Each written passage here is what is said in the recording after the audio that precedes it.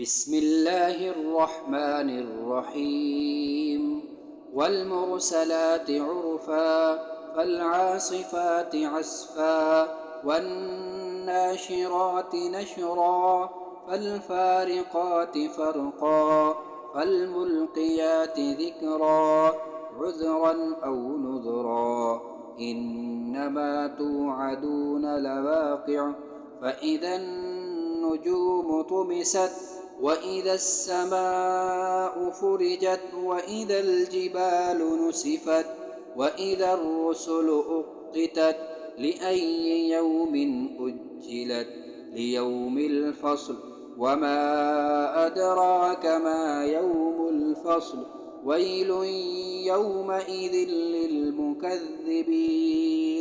ألم نهلك الأولين ثم نتبعهم الآخرين كذلك نفعل بالمجرمين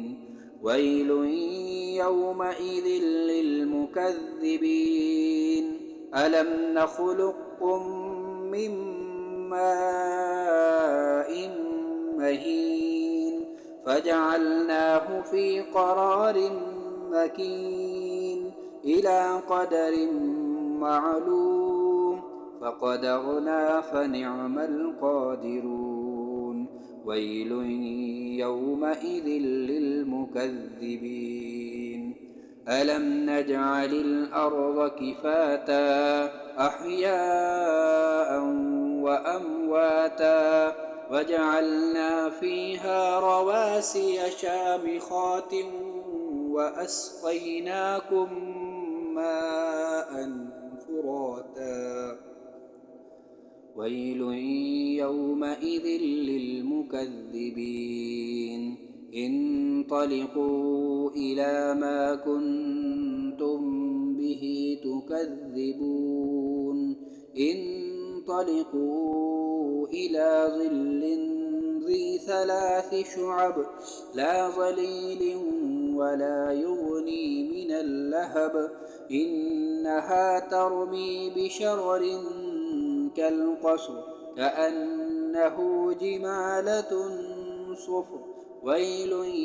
يومئذ للمكذبين هذا يوم لا ينطقون ولا يؤذن لهم فيعتذرون ويل يومئذ للمكذبين هذا يوم الفصل جمعناكم والأولين فإن كان لكم كيد فكيدون ويل